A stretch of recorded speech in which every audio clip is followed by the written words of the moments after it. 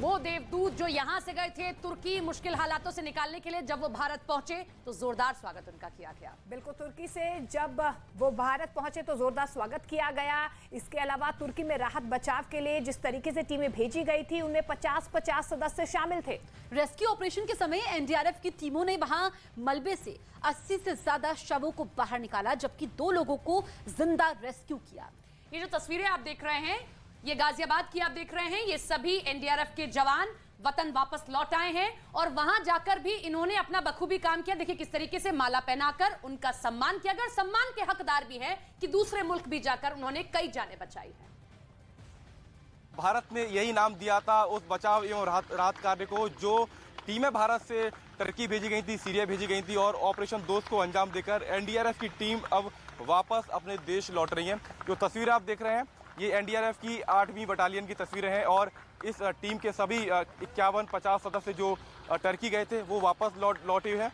और अब तस्वीरें देखेंगे तो अंदाज़ा लगा सकेंगे किस तरीके से इनका स्वागत किया गया। गले में इनके माला पड़ी गई है और भारत माता की जय के नारे से ये पूरा इलाका गूंज उठा जब इन जवानों का यहाँ पर स्वागत किया जा रहा था। तो एनडीआरएफ ने एक युद्ध स्तर पर जाकर बचाव एवं राहत कार्य को अंजाम दिया टर्की में जाकर, और एक ऐसी परिस्थितियों में जहां पर सब कुछ बिखरा पड़ा है, खाना नहीं है, खाने को सीमित खाने के साथ टीमें यहाँ से गई थी, पीने के लिए पानी नहीं था। और उस युद्ध स्तर पर बचाव कार्य को अंजाम देने के बाद एनडीआरएफ की टीमें अब भारत लौटी हैं। ये गाजियाबाद की 8वीं बटालियन की टीम है। तो देवदूतों की भारत वापसी हुई है, लेकिन तुर्की में भूकंप से तबाही के बीच मलबे में दबे लोगों का रेस्क्यू करना आसान नहीं था, क्योंकि मलबे का ढेर इतना ज्यादा था कि बचाव कर्मियों को उन तक पहुंचने के लिए काफी दिक्कतों का सामना करना पड़ा। लेकिन एनडीआरएफ के लोगों ने हार नहीं मानी और बचाव के काम में वो डटे रहे। तुर्की से भारत लौटे इन देवदूतों के सम्मान में नारे भी लगाए गए। वापस लौटे हैं आप लोग और बहुत मुश्किल रहा। सबसे मुश्किल चुनौती क्या थी टर्की में आपके लिए? सर सबसे मुश्किल चुनौती थी लोगों को, जो उनके डेड बॉडी थे या जिंदा लोग थे उनको निकालना, क्योंकि इतने बड़े लेवल का भूकंप था कि सिर्फ हमें मलबे ही दिख रहे थे और उन मलबों से जिंदगियों को ढूंढना, निकालना, उनके घर वालों को देना, ये बहुत मुश्किल था। ऑपरेशन दोस्त भारत सरकार ने इस पूरी मुहिम को नाम दिया था। दोस्त नाम देना, फिर ऊपर से ऐसे लोगों को बाहर निकालना जो मर चुके हैं, उनकी मृत्यु हो चुकी है, दब चुके हैं। संवेदना कहीं ना कहीं मन में भावुक कर देती है किसी को। दोस्ती की एक मिसाल छोड़ गए हैं टर्की में। किशोरी जी यार साइड के जवान अभी आपको कहते हुए सुनाई देंगे और यहाँ पर बाकायदा बैंड बज रहा है। बैंड बजाकर उन जवानों का स्वागत किया जा रहा है। आपको बता दें करीब 150 लोगों का एनडीआरएफ का, जिनमें से ये पहली टुकड़ी गाजियाबाद पहुंची है। अभी इसके बाद 2 टुकड़ियां और भारत लौटेंगी। तो एक के बाद एक अब एनडीआरएफ के जवान जो टर्की सीरिया में राहत बचाव कार्य को अंजाम दे रहे थे वो अब देश लौट रहे हैं। बड़ी बात यह है कि भारत सरकार ने जैसे ही जानकारी मिली कि एक भयानक त्रासदी टर्की और सीरिया के ऊपर है, भारत सरकार ने समय रहते ऑपरेशन दोस्त की शुरुआत की। और तुर्की में रेस्क्यू ऑपरेशन के समय डॉग स्क्वाड टीम ने भी अहम भूमिका निभाई। रेम्बो और हनी 8वीं बटालियन गाजियाबाद की डॉग स्क्वाड टीम के सदस्य हैं, जिन्होंने मलबे में दबे लोगों को ढूंढने के लिए काफी मदद की। तस्वीरों में जो आप देख रहे हैं हनी और रेम्बो है। हनी रेम्बो एनडीआरएफ की टीम के साथ टर्की सीरिया गए थे और अब भारत वापस लौटे हैं। हनी रेम्बो ने क्या कारनामे कर दिखाए टर्की में, ये बताने के लिए हमारे साथ इनके जो संभाल रहे हैं। सर आपका नाम क्या है? सर मेरा नाम राघवेंद्र सिंह है। राघवेंद्र जी, किस तरीके से आप लोगों ने बचाव राहत कार्य को अंजाम दिया और हनी और रेम्बो की क्या भूमिका थी कि बहुत चर्चा में है?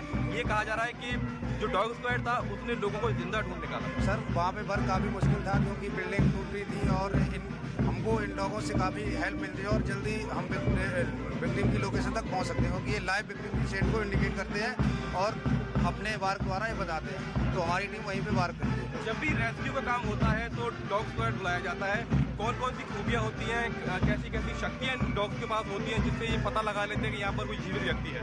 सर ये हमारे स्पेशली सर्च एंड रेस्क्यू के डॉग है सर। हमारे यहाँ पे इनके लिए इनकी प्रॉपर एक ट्रेनिंग प्रोग्राम है हमारी एनडीआरएफ में सर। तो सर ये कठिन ट्रेनिंग दी जाती है को यहाँ पे, जिससे कि किसी ऑपरेशन में उस चीज़ को हम अप्लाई कर सके। और तो सर ये ऐसे ऑपरेशन के लिए सक्षम होते हैं। कि मैं इन्होंने क्या कुछ किया, क्योंकि ये बताया जा रहा है कि डॉग्स की बदौलत ही कुछ जिंदगियां वहाँ पर बच पाई। जी सर, डॉग स्क्वाड का सर बहुत महत्वपूर्ण कार्य रहा है टर्की में, और सर हमारे डॉगों ने बहुत अच्छा काम किया, हमारे लिए गर्व की बात है सर। कौन सी चीज़ सबसे मुश्किल आपको लगी टर्की में, क्योंकि सीरिया में, क्योंकि वहाँ पर तो सारी इमारतें ध्वस्त गिरी हुई है, मलबा है चारों तरफ, तो चुनौती सबसे ज़्यादा क्या था, चुनौतीपूर्ण? सर वैसे तो कोई हमारी एनडीआरएफ के जवान हर चुनौती को झेलने के लिए सक्षम है, पर सर वहाँ पे बिल्डिंग स्ट्रक्चर काफ़ी अनस्टेबल थे, काफ़ी बड़ी बड़ी इमारतें अनस्टेबल थी, और सर उन इमारतों में नीचे बेसमेंट में सर्च कराने के लिए जाना था, तो खतरा तो होता है, पर सर देश से बड़ा तो कोई चीज़ नहीं है, तो इसलिए सर हमें प्राउड फील होता है इस चीज़। तुर्की में रेस्क्यू ऑपरेशन के दौरान खोजी कुत्तों ने काफी मदद की। इनकी मदद से ही रेस्क्यू ऑपरेशन में जुटे एनडीआरएफ के जवानों के काम आसान हो गए। तो आपको बता दें कि देवदूतों की मदद के लिए डॉग स्क्वाड ने काफी अहम भूमिका निभाई है। एनडीआरएफ की टीम्स जो हैं वो भारत वापस लौटी हैं, लेकिन अब आपको बता दें कि किस तरीके से जो भारत वापसी की है एनडीआरएफ के जवानों ने, उसके बाद उनका स्वागत भी किया गया और डॉग स्क्वाड भी उनके साथ वापस आया है। एक अहम भूमिका यहाँ पर डॉग स्क्वाड ने भी निभाई है, क्योंकि देखिए जिस तरीके से अब वतन वापसी यहाँ पर लोगों की हो रही है, एनडीआरएफ की टीम्स की हो रही है। ऑपरेशन दोस्त के तहत वो गए थे और बाकायदा वहाँ पर चुनौतीपूर्ण युद्ध स्तर पर उन्होंने काम किया और तमाम लोगों को रेस्क्यू करके वहां पर सफलतापूर्वक अपने ऑपरेशन को अंजाम दिया। बिल्कुल, तो ये तस्वीरें हम आपको दिखा रहे हैं। तुर्की में रेस्क्यू ऑपरेशन के समय खोजी कुत्तों ने काफी मदद की। इनकी मदद से ही रेस्क्यू ऑपरेशन में जुटे एनडीआरएफ के जवानों के काम आसान हो पाए और ऑपरेशन दोस्त इसे नाम दिया गया। और इसके बाद जब ये टीमें वापस लौटी तो इनका स्वागत किया गया देश वापसी पर। तो ये तस्वीरें हम आपको दिखा रहे हैं, क्योंकि जिस तरीके से तुर्की सीरिया में भूकंप आया, 7.8 तीव्रता का भूकंप आया, और ये तस्वीरें कि कैसे 261 घंटे बाद भी जिंदा निकल रहे हैं लोग और इसे चमत्कार से कम नहीं मान रही हैं रेस्क्यू टीमें। बिल्कुल, तो तुर्की दौरे पर पहुंचे नेटो के महासचिव ने भूकंप प्रभावित इलाकों का हवाई दौरा भी किया। नेटो प्रमुख ने हेलीकॉप्टर में बैठकर हतै प्रांत में आई तबाही को देखा। आसमान से आई तबाही को देखने के बाद नेटो के महासचिव ने तुर्की को मदद का भरोसा दिया है।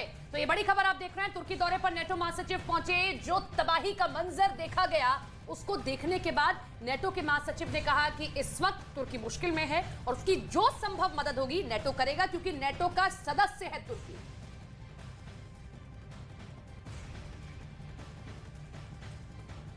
तो तुर्की के राष्ट्रपति से भी यहां पर मुलाकात की गई है। ये तस्वीरें हम आपको दिखा रहे हैं। हवाई सर्वेक्षण किया गया। तुर्की दौरे पर है नेटो के महासचिव और किस तरीके से वहां के हालात हैं, स्थितियां बद से बदतर हुई हैं। उसके बाद जो रेस्क्यू ऑपरेशन वहां पर हो रहा है, किस तरीके से जिंदगी को पटरी पर लाने का काम किया जा रहा है और तबाही कितनी हुई है, ये सब हवाई सर्वेक्षण के जरिए नेटो महासचिव ने देखा।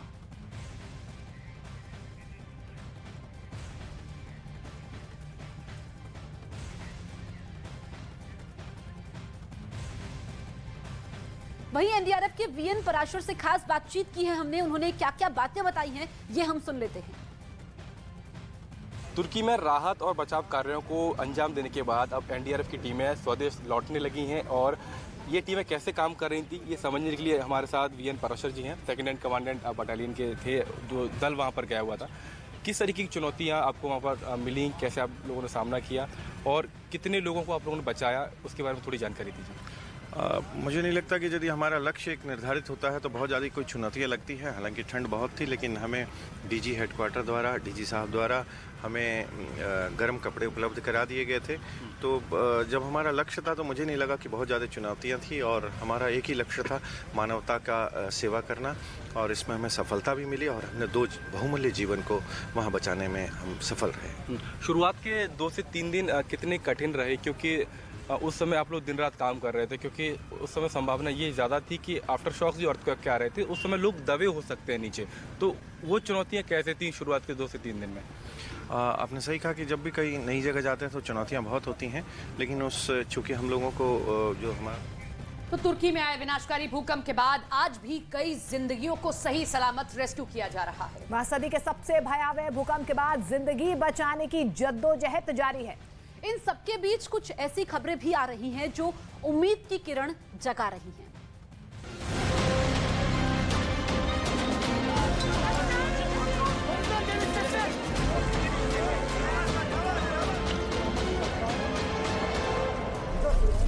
भूकंप से तबाही के बीच चमत्कार। मलबे में 258 घंटे जिंदगी की जंग। मौत से जंग जीत गई महिला। 260 घंटे बाद मासूम ने दी मौत को मात। तुर्की में तबाही के बीच चमत्कार की तस्वीरें आई सामने, जहां नेस्लिहन क्लिक नाम की एक 42 साल की महिला मौत को मात देकर लौट आई। कहरामनमारस पुलिस ने एक वीडियो जारी किया है जिसमें बचाव दल को एक स्ट्रेचर पर महिला को मलबे से बाहर ले जाते हुए देखा गया। उस महिला को बचाना किसी चमत्कार से कम नहीं था, क्योंकि वो पिछले 258 घंटों से मलबे में दबी हुई थी, लेकिन उसने हार नहीं मानी। मलबे के नीचे वो जिंदगी के लिए जद्दोजहद करती रही।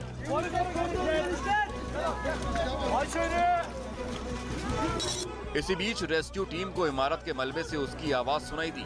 बचाव दल के सदस्यों ने उसे निकालने की कोशिश तेज कर दी और आखिरकार सभी की कोशिशें रंग लाईं और उसे सुरक्षित बाहर निकाल लिया गया। बताया गया कि नेस्लिहन क्लिक के पति और 2 बच्चे अभी भी लापता हैं। वहीं चमत्कार की दूसरी तस्वीर तुर्की से सामने आई, जहां राहत बचाव के काम में जुटे सदस्यों ने 260 घंटे से मलबे में दबे 10 साल के एक बच्चे को बचाया, जो 6 फरवरी को आए भूकंप के बाद से ही मलबे में दबा था, जिसे रेस्क्यू टीम ने सुरक्षित निकालकर एक रिकॉर्ड बनाया। 260 घंटे तक मलबे के अंदर जिंदा बचे रहने की इस घटना को लोग चमत्कार मान रहे हैं।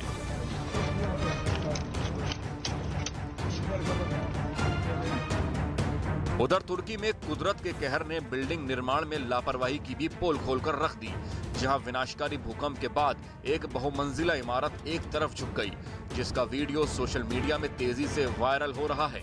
हालांकि इस दौरान कितने लोग हादसे के शिकार हुए, इसकी जानकारी नहीं दी गई है, लेकिन दावा किया जा रहा है कि बिना नींव खोदे बिल्डिंग खड़ी की गई, जिसकी वजह से भूकंप आते ही शहर की बड़ी बड़ी इमारतें ताश के पत्तों की तरह बिखर गईं।